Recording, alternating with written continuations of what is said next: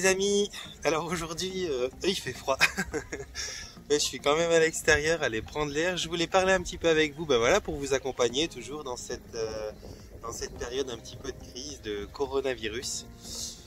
Et puis quelque chose m'est arrivé un petit peu hier. J'avais envie d'essayer de vous expliquer qu'est-ce que c'est que la prise de conscience, qu'est-ce que c'est que la façon de voir les choses et pourquoi ça ne dépend pas de l'environnement ou de qu'est-ce qui se passe vraiment autour de nous, bien que dans une certaine mesure, mais comment plutôt ça dépend de vous.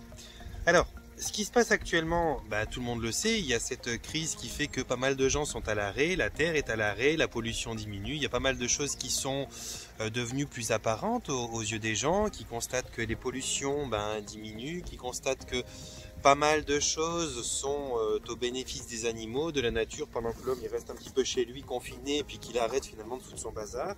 Ça c'est ok, c'est très facilement, tu me pousses mon patch, c'est très facilement observable. Par contre, il y a d'autres choses qui se passent et qui sont quelque part plus ou moins visibles par la plupart d'entre vous. Et qu'est-ce qui va faire que les choses deviennent plus ou moins visibles? C'est simplement votre conscience. C'est-à-dire que en fonction du niveau de conscience que vous avez, c'est-à-dire d'une certaine manière de la façon dont vous vous amusez à réfléchir de plus en plus à travers les années, l'âge qui est le vôtre, eh bien, vous allez vous retrouver à pouvoir voir le monde différemment. Pourtant, le monde en lui-même, il n'a pas spécialement changé, si on peut dire ça comme ça. Bien sûr, il change, mais pas à la mesure du changement que vous allez opérer. Alors, je voulais pour ça peut-être vous parler d'une chose que normalement, la plupart d'entre vous ont déjà vue. C'est ces jeux d'effets d'optique. Je pense que, je ne sais pas si vous m'entendrez bien, il y a pas mal de vent.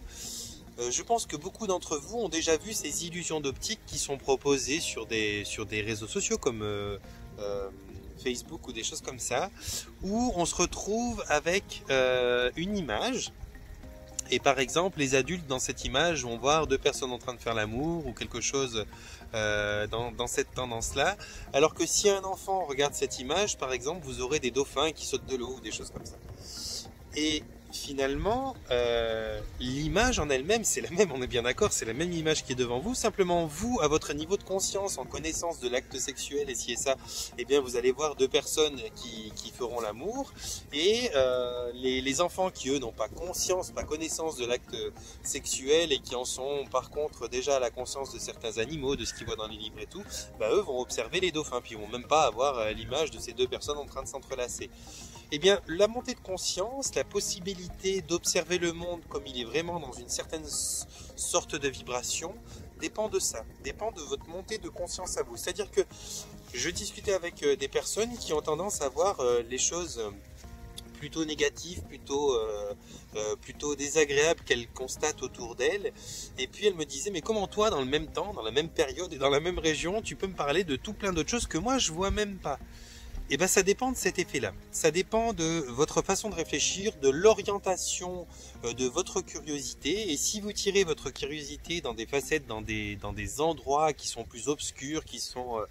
voilà, si vous cherchez à constater le malheur de l'humanité et puis de ce qui se passe sur la planète, eh bien vous allez avoir votre cerveau qui va focaliser sur ces choses-là, qui va trouver pléthore d'indices qui vous montrent que vous avez raison, parce que vous savez que le cerveau cherche toujours à confirmer que vous avez raison, quoi que vous pensiez. Donc si vous pensez que les choses sont abominables, il va vous donner raison. Si vous pensez que les choses sont merveilleuses, il va vous donner raison. Si vous pensez que vous êtes chanceux ou malchanceux, pareil, il va vous donner raison dans les deux cas. Et pourtant, tout se contredit dans ce que je viens de vous dire. Et donc, si vous dirigez votre attention, si vous êtes quelqu'un de nature optimiste, positive, et puis que vous dirigez votre attention vers les choses qui évoluent dans le bon sens, vers les choses qui sont de belles choses, on va nommer ça comme ça, eh bien votre attention sera en permanence en train de capter tous les petits signaux, toutes les petites choses qui se mettent en place et qui vont dans le sens du positivisme et puis de ces belles choses qu'on peut voir dans nos sociétés s'installer. Par contre, Si vous avez cette tendance à être un petit peu, il faut être probablement un petit peu aigri, un petit peu en colère, et que vous avez tendance à chercher qu'est-ce qui est fait de faux dans l'humanité, dans les comportements, eh bien vous allez tomber à coup sûr sur des nouvelles, sur des choses qui vont vous conforter dans votre idée que l'humanité est pourrie, corrompue, ou je ne sais quel autre jugement que vous allez avoir par rapport à ce qui est la vie, quoi. Eh bien, c'est un petit peu ce principe-là. C'est un petit peu le principe de la conscience, c'est un petit peu le principe de où tu vas diriger ton attention, euh, euh, vers quoi tu vas guider ta curiosité. Et puis bah, ton état d'esprit, est-ce que tu es quelqu'un qui est constructif, qui est quelqu'un de souriant, qui voit la vie avec des yeux brillants, ou est-ce que tu es quelqu'un qui est plutôt dans la crainte, dans le manque d'assurance, et qui va toujours chercher à être prévoyant d'un éventuel problème ou quelque chose comme ça. Ça c'est juste une façon, une optique, une façon de regarder les choses qui en elle va définir justement les résultats de ce que tu vas pouvoir observer devant toi. Donc en vérité, ce qui se passe devant toi, c'est pour ça que je le dis souvent, les mauvaises choses comme les bonnes choses sont toujours là. Ça dépend de comment tu orientes toi ta vision des choses, ça dépend de qu'est-ce que tu as envie de voir et de qu'est-ce que tu vas dépenser comme énergie pour faire des constats qui sont des constats qui te rendent plus heureux de plus en plus ou des constats qui te rendent de plus en plus aigri. Et donc, je vous disais dernièrement que ben là, avec cet arrêt, avec cette période qui veut mettre la Terre, enfin la population terrienne en tout cas en confinement, en quarantaine, eh bien vous vous retrouvez à pouvoir avoir à pouvoir avoir du temps à disposition plus peut-être qu'avant. Et donc, vous allez peut-être eh bien pouvoir observer un petit peu le discours d'autres personnes que vous n'aviez pas l'habitude d'écouter. Des discours un peu plus positifs. Vous allez voir peut-être véhiculer sur Facebook des images où on va voir Venise avec les eaux dans les canaux qui sont complètement translucides parce que les choses se sont déposées au fond. Il y a moins de mouvements de bateaux, de choses comme ça, donc on voit les poissons. Vous allez peut-être voir d'autres images où vous verrez que la Chine est observable de l'espace à partir de maintenant parce que la pollution est nettement moins présente et c'est beaucoup dissoute. Vous allez peut-être je parle pour les personnes qui sont les plus à tendance à regarder l'obscur, peut-être être forcé de constater que, eh bien, il y a aussi pas mal de choses qui se mettent en place. Et donc, ça va vous aider à avoir une certaine prise de conscience. Il y a plein d'autres prises de conscience qui vont se faire. Il y a la prise de conscience que ça fait des années qu'on voit des sommets se réunir, aller à droite, aller à gauche, en Suisse, en France, n'importe où, faire des réunions à n'en pas finir avec des sujets qui sont des sujets importants, tels que la pollution, tels que la transition écologique, telles que ces choses-là. Et vous allez vous apercevoir qu'en une quinzaine de jours, la transition écologique, elle vient d'être faite. Elle vient d'être faite sur la planète totalement. Alors vous allez peut-être prendre conscience que c'est pas une question de moyens, que c'est pas une question de possibilités. C'est fait. Là, si ça reste comme ça, ce serait juste parfait. On a baissé tout nos taux d'émission autant qu'il était nécessaire. Mais vous allez vous rendre compte que c'est pas une question de manque de moyens, que c'est pas une question d'impossibilité, mais que c'est une question de motivation. Que la motivation qu'il fallait, c'était la peur qu'un virus cloue la plupart des gens au lit et puis en tue une bonne partie pour que enfin les gouvernements prennent des décisions intelligentes, mais contre le profit. Hein. Quand on commence à prioriser sa population face à son économie, eh bien on commence à avoir des intentions plus humaines, on commence à avoir justement des résultats qui sont ceux-là. Lorsque l'on priorise son économie face à sa population, eh bien on se retrouve avec des situations qui sont tout inverses, celle de laquelle on sort il y a à peine encore 2 mois de ça. Donc tout ça, c'est des prises de conscience qui vont se faire par des gens qui sont peut-être forcés d'être à l'arrêt, qui vont pouvoir, par curiosité, par temps à perdre, eh bien regarder des documents, des documentations qui sont autres que ce qu'elles ont l'habitude de regarder. Et donc inévitablement, elles vont se poser des questions. C'est vrai, on parle de transition écologique, mais putain, elle est faite la transition écologique. Alors qu'en fait, on nous rabâche, on fait des sommets où des gens viennent en avion à Davos, à machin, un truc, pour dire des trucs qui font rien changer. Il n'y a aucun gouvernement qui prend aucune décision. Puis là, ça s'est fait juste avec un coronavirus. Donc ça, déjà, il y a des gens qui vont prendre conscience, évidemment.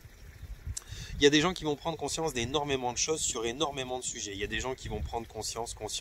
Et c'est une chose qui est en train de se passer maintenant. C'est pour ça que je vous dis de vous saisir de ce qui se passe maintenant, parce que plus vous allez prendre conscience, et plus vous allez pouvoir, sans même vous en rendre compte, détourner votre regard et commencer à voir les choses qui pour certains n'existent pas. Quand on parle de clairvoyance, de clairaudience, d'autres dimensions, de certaines facultés, de certains sens finalement que certains d'entre nous peuvent employer puis d'autres pas. Eh bien, c'est ce genre de mécaniques-là qui sont à l'œuvre. C'est-à-dire que les gens qui vont avoir une approche du monde, une façon de le voir, et puis une dynamique encourageante vis-à-vis de lui et de l'existence qui sera belle, eh bien, vont se retrouver à avoir une vision du tableau qui sera totalement autre et beaucoup plus capable de voir des dimensions qui ne sont pas visibles pour la plupart que ceux qui vont toujours orienter leur curiosité vers le matérialisme, vers les choses qui sont concrètes et puis qui sont là. Et qui vont ne pas pouvoir voir la magie de tout ce qu'il y a derrière. Pourtant, je vous assure une chose, c'est que tous, autant qu'on est, que ce soit les plus clairvoyants ou les moins clairvoyants, les plus matérialistes ou les plus spirituels, on est tous en face du même décor, en face du même tableau. Les choses qui sont devant nos yeux sont les mêmes. Simplement, on a une façon de regarder qui peut soit vous permettre de voir le subtil, soit vous permettre de voir le concret, le matériel. Et il y a certaines possibilités de regarder qui nous permettent de voir et le subtil et le concret. C'est ce que j'espère que l'humanité va découvrir, la magie qu'on trouve dans les petites choses, que la plupart des gens ne voient pas. Parce que c'est ça aussi l'éveil de la conscience. Donc voilà, vous allez pouvoir, à travers le procédé qui se fait actuellement, découvrir que on se fout de vos gueules depuis longtemps, qu'on se fout de vos gueules pour la transition écologique par exemple, que la transition écologique elle est déjà faite, il suffisait juste d'un virus et d'un peu de motivation, qu'on se fout de vos gueules pour donc la pollution, qu'on se fout de vos gueules pour la plupart des choses finalement, qu'on se moque de vous. J'ai pas tous les sujets qui me viennent là parce qu'il y en a trop finalement, c'est pas qu'il en manque, c'est qu'il y en a trop. Vous allez peut-être vous rendre compte que vous pouvez prendre du temps différemment pour constituer vos existences, pour pouvoir profiter des jours les uns après les autres. Vous allez pouvoir vous apercevoir qu'il y a des politiques dans la plupart des pays, bon là je vis surtout la France, mais des politiques qui sont en place et qui sont irrespectueuses au possible de leur... Je vois par exemple, il y a un truc qui circule, c'est assez rigolo sur Facebook, ça aussi ça fait partie de ce qu'on appelle des prises de conscience. On se rend compte que pendant plus d'une année, la police française, les autorités françaises qui travaillent pour un gouvernement qui est plus que corrompu, je parle pas que de Macron, je parle d'un gouvernement qui est corrompu au plus haut point, des histoires de viol, des histoires d'arnaques de toutes sortes, de tout plein de... Il y a tellement de choses à dire sur ces politiques-là, pas que les françaises d'ailleurs, mais vous vous rendez compte que ils ont réussi pendant une année à approvisionner les CRS en gaz, en balles pour les LBD, là, les fusils qui ont matraqué la population de gilets jaunes pendant un temps incroyable, et que là, au bout de 15 jours de confinement, ils sont déjà en manque de masques pour les hôpitaux. Ça, c'est une prise de conscience. Quand on est capable d'approvisionner en matière militaire sa population pour lui mettre sur la gueule, et puis quand on n'est pas capable d'approvisionner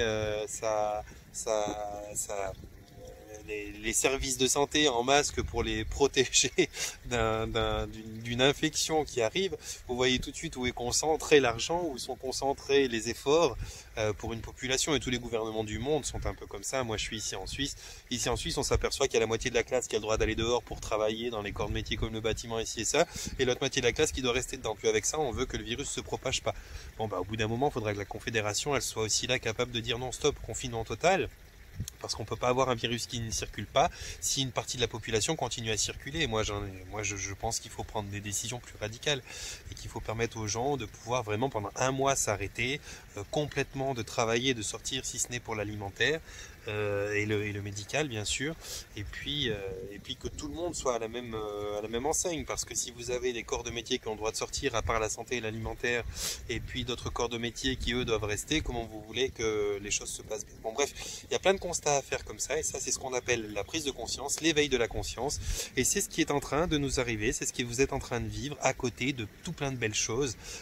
J'aurais bien aimé vous dire à côté des merveilleux moments que vous passez dans les champs comme moi tout de suite, mais là je me les pèle, il fait 4-5 degrés, ça caille, il y a un sacré vent, je pense que vous l'entendez par moment, donc j'ai le nez qui coule, j'ai froid aux doigts, il n'y a que mon chien qui est bien ici, et puis voilà, ces prises de conscience et le plaisir que vous pouvez prendre de ce temps d'arrêt que vous marquez, de cette pause finalement forcée plus ou moins que vous prenez, c'est tout ce qui va permettre à la population de grandir, et tout ce que je peux vous souhaiter à vous tous, et tout ce que je peux vous demander, si vous pouvez le faire à votre hauteur, c'est de passer le message, parce que des chances comme on est en train de vivre maintenant, des chances comme celle-là, je pense que ça serait un grand rêve, une grande utopie que d'imaginer qu'on en aura d'autres. On n'en aura probablement pas d'autres, pas des comme ça, pas qui peuvent impliquer une terre entière en un seul coup. Et donc, si cette chance, on la saisit pas, si les consciences s'émancipent pas suffisamment, si on n'est pas capable, à la sortie de cette crise, de se dire ça allait très bien comme ça, on va voir les choses dans ce sens-là à partir de maintenant, on va faire en sorte d'être moins impactant dans notre environnement, faire en sorte de profiter plus du temps qu'on peut prendre pour les nôtres, pour changer nos valeurs, pour changer notre approche, pour être un peu plus dans le vivant. Si on ne saisit pas cette chance-là, je pense qu'après, moi personnellement, je serai beaucoup moins optimiste. Je vais de toute façon mener ma vie d'une bonne façon parce que c'est pas en fonction de vous que je mène ma vie, mais en fonction de ce que moi j'ai envie d'en retirer. Mais je pense que je serai beaucoup moins encourageant pour le reste de l'humanité parce que je la trouvais déjà, et désolé d'en décevoir beaucoup, mais je trouvais déjà l'humanité assez conne et assez débile. Et je le trouve toujours. Je pense franchement qu'une grande partie d'entre nous sommes des cons et des débiles. Et je suis sûrement le con de quelqu'un, hein, pour vous rassurer. Et j'avais pas grand espoir parce que finalement on est capable de se faire mettre sur la gueule et d'être encore content et de défendre celui qui nous a mis sur la gueule. Mais là, je pense que si elle n'est pas capable de se réveiller avec cet épisode-là, c'est qu'on est des êtres méritants de partir de la surface de cette planète et qu'on doit laisser la place aux animaux si on arrive en partant, en laisser encore quelques-uns, chose qui serait bien pour que ça puisse repartir, mais je pense qu'on n'a aucun mérite, même dans nos expériences, je parle avec mon humanité, mon incarnation, mais qu'on n'a aucun mérite en tant qu'être vivant d'habiter une planète aussi abondante en choses merveilleuses. En tant qu'être spirituel, bien sûr, on est sur la planète école, on vient expérimenter tout ci, tout ça, mais c'est quand même malheureux, je trouve malheureux. Il y a des périodes où je me dis... c'est costaud quand même, hein, faut le vouloir. Hein. Faut le vouloir de venir dans une école comme ça. Hein. Il y a les écoles où il y a des bonnes classes et puis t'as quand même des élèves qui sont allez, plus ou moins entraînants. Et puis tu te dis ouais, on va finir avec une bonne moyenne. Puis il y a des écoles où finalement tu vas apprendre à faire de la merde, à te battre, mais il y a peu de chances que tu sois quelqu'un qui ait son diplôme à la fin parce que c'est vraiment conséquent la bêtise humaine. Voilà les amis, je ne veux pas vous quitter sur une mauvaise note parce que finalement cette vidéo elle se veut une vidéo encore une fois encourageante. Cette crise que l'on traverse, c'est une crise qui permet la prise de conscience, qui va vous permettre à vous de constater pas mal de choses, même à ceux qui n'étaient pas prêts. Je vous rassure, j'ai vu énormément de gens dernièrement. Je vais prendre pour exemple, sans le nommer, le patron d'une personne que je connais bien, qui est un monsieur qui a une entreprise qui tourne du tonnerre. Franchement, il tourne du tonnerre. Il a vraiment beaucoup d'argent.